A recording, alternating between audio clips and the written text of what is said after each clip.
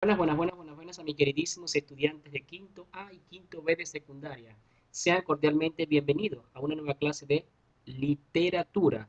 En esta oportunidad estaremos abordando la temática literatura hindú. Acompáñenme.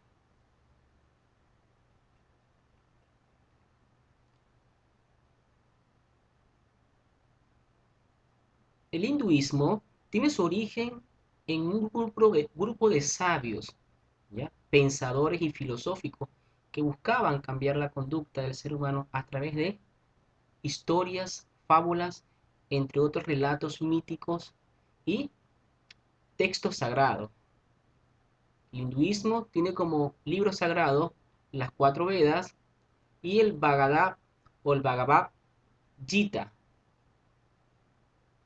Los hinduistas se creen un pueblo bastante politeísta, ya que consideraban que a pesar de que tenían un solo Dios, ese mismo Dios se transformaba en otros. Por lo tanto, se consideraba que era un pueblo politeísta por esa condición. También ellos creían en la reencarnación, es decir, en la vida después de la muerte. Acostumbraban a realizar sus cultos en templos y pequeños altares. Entre las fiestas que practicaban su cultura era el Diwali, que era la victoria o que expresaba la victoria del bien sobre el mal, y el Holi, que era el año nuevo hindú. Un pequeño mapa para que vayamos introduciéndonos en el tema del hinduismo. ¿Qué es el hinduismo? Recordemos que el hinduismo es un conjunto, es una de las religiones más antiguas. Se considera la tercera más antigua del mundo. Es un dato muy importante. Data de los años 1400 a los años 1500 antes de Cristo.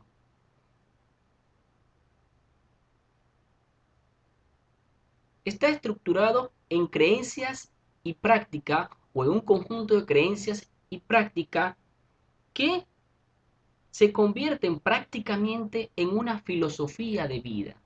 Es importante destacar que aunque el hinduismo se considera una religión, ¿verdad? Practicada sobre todo en la India y en Pekín, también es importante destacar que para muchos hinduistas el hinduismo se considera un conjunto de prácticas religiosas y no una religión, ¿no? Sin embargo, es importante aclararlo, ¿no? Más que para muchos, el hinduismo, una religión, es una forma, es un estilo de vida diferente, son prácticas religiosas que buscan de alguna u otra forma modificar la vida o enseñar la vida correcta al ser humano. ¿En quiénes creen los hinduistas? Muy importante. Los hinduistas, es decir, los provenientes de la India, recordemos que estamos hablando de una literatura que nace en la India, para recapitular y no nos desviemos del propósito, se considera, a pesar de que creen en un solo Dios, llamado el Dios Brahma, este mismo Dios, Brahma, Dios Supremo, puede transformarse en tres divinidades, ¿ya? Por eso se le considera también un pueblo politeísta. Suena algo paradójico, pero no lo es, puesto que ellos creen en la figura del Dios Supremo Brahma, pero a su vez este Dios Brahma se puede transformar en otros dioses. De allí su carácter politeísta. Este Dios Brahma, Dios creador y Dios supremo, a su vez puede transformarse en Dios Brahma, creador, por supuesto que es el creador del universo, quizás la figura más importante, el Dios Vishnu o preservador, que es el Dios protector de la creación, y el Dios Shiva, llamado el Dios destructor, pero destructor de aquello que de repente quiere buscar que se regenere, ¿verdad? De nuevo. Recordamos que ellos creían también en todo lo que se regeneraba partiendo de la muerte. De allí su carácter religioso en la parte de la reencarnación también del hombre, ¿no?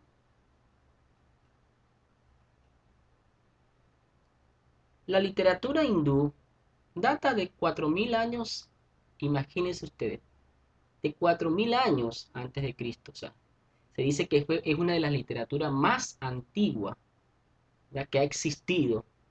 ¿Dónde nace? En la India, específicamente en Pakistán.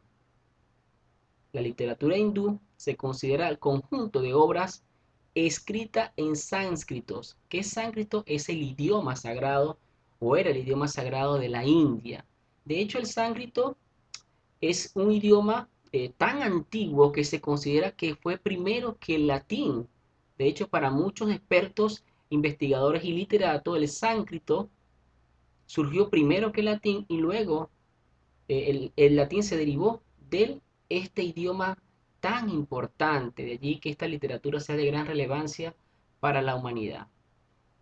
Conjunto escrito que destaca, por supuesto, las Vedas, que sin duda alguna es una colección de libros sagrados y narraciones míticas que solían cantar los sacerdotes brahmanes durante los ritos y las ceremonias sagradas. ¿Ya? Veda significa ciencia o conocimiento. Recordemos que la Veda es la colección de o conjunto de libros sagrados, considerados, digamos, los más importantes en la literatura hindú. Entre las producciones literarias, por supuesto, más importantes de la literatura hindú, destaca sin duda alguna la colección de libros sagrados llamados las cuatro Vedas, en las cuales tenemos Rig Veda,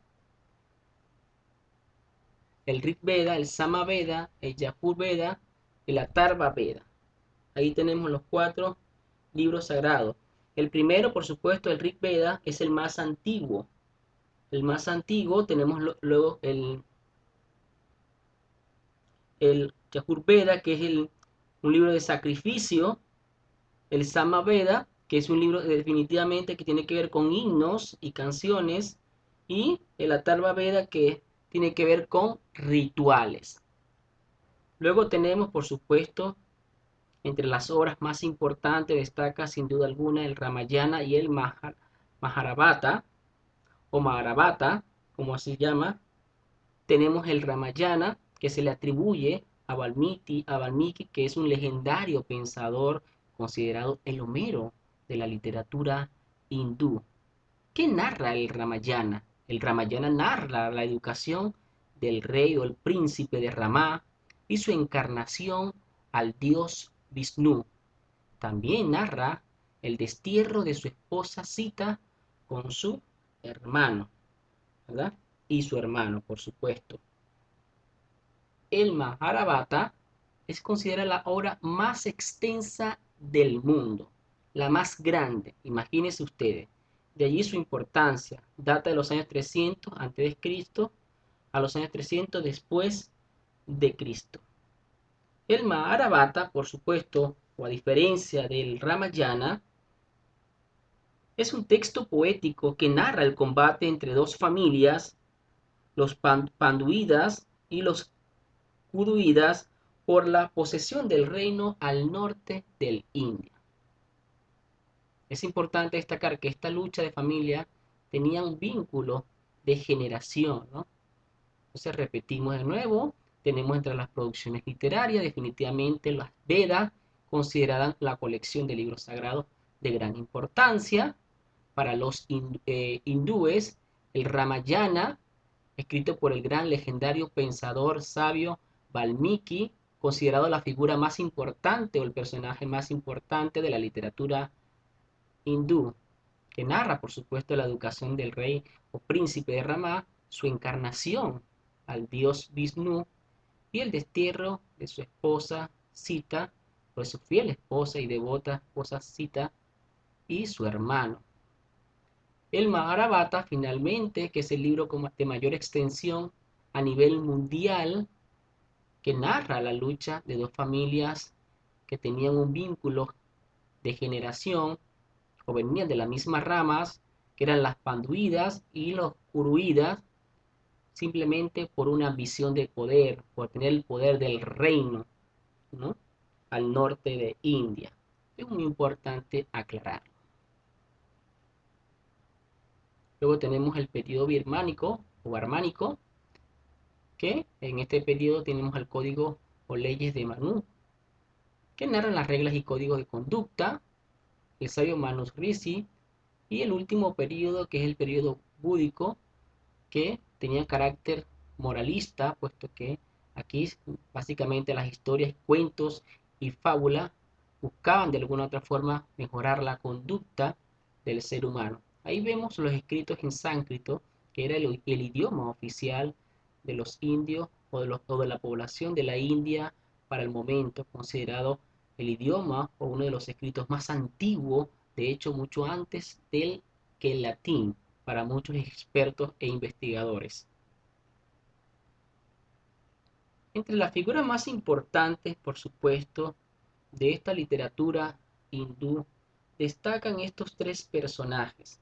Definitivamente son las figuras más representativas de esta literatura. Comenzamos con quizás el más importante, considerado el Homero de la literatura hindú, Valmiki, que es considerado sin duda alguna el legendario sabio, el Homero de la literatura de la India,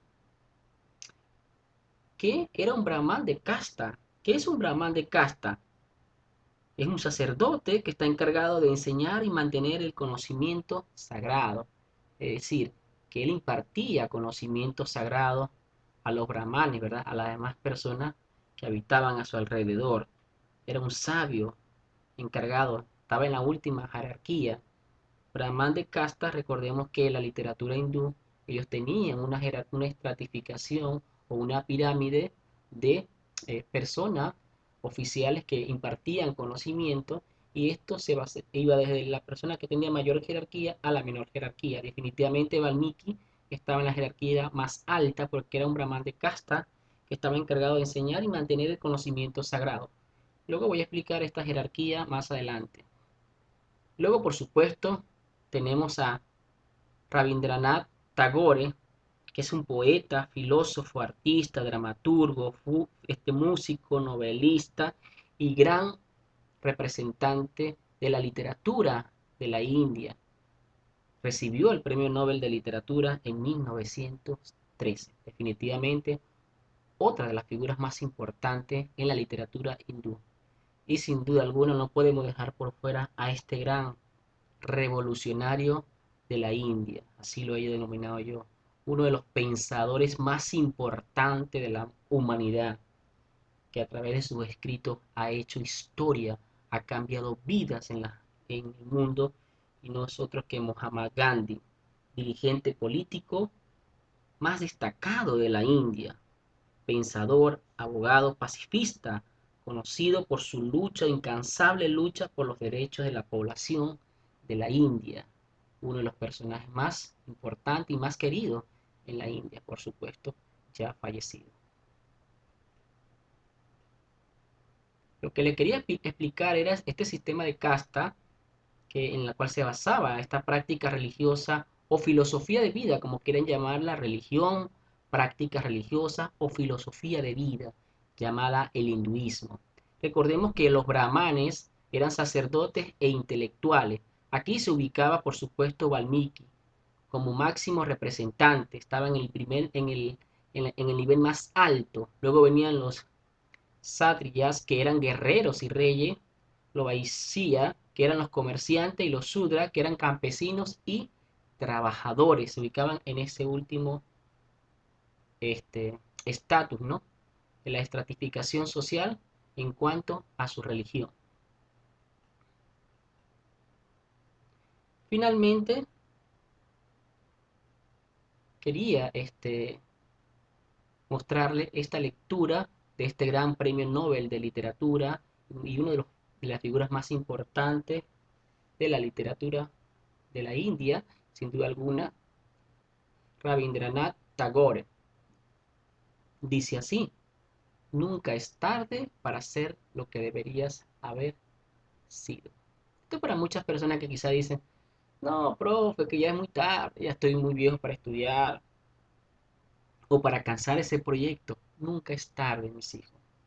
Nunca es tarde cuando la dicha llega. Siempre, si creemos, al final del túnel vamos a alcanzar nuestras metas. Como dijo el gran Albert Einstein, ¿verdad? Si lo podemos imaginar, lo podemos lograr. Claro que sí. Todo es posible en este mundo. No me queda más nada que darle las gracias a mis queridísimos estudiantes de quinto de primaria. Para mí es un placer, un honor guiarlos en este camino hacia el encuentro con el aprendizaje. Recordemos que estamos trabajando con la literatura clásica oriental, una literatura basada en muchos escritos que tienen que ver con carácter religioso, doctrinas religiosas, prácticas religiosas, mitos, tenía un carácter mitológico porque los mitos prevalecían para narrar las historias, las leyendas, ¿verdad? De lo que aparentemente fue la creación de este dios Brahma, que era el dios creador, el dios más importante de esta literatura o de la cultura hinduista, ¿ya? Una literatura bastante rica por su antigüedad, por su riqueza cultural y filosófico, de vida, porque esta es una literatura que nos enseña a caminar correctamente. No me queda más que dar las gracias. Chao, chao, su profesor Ulises Oria. Les quiere, mis hijos.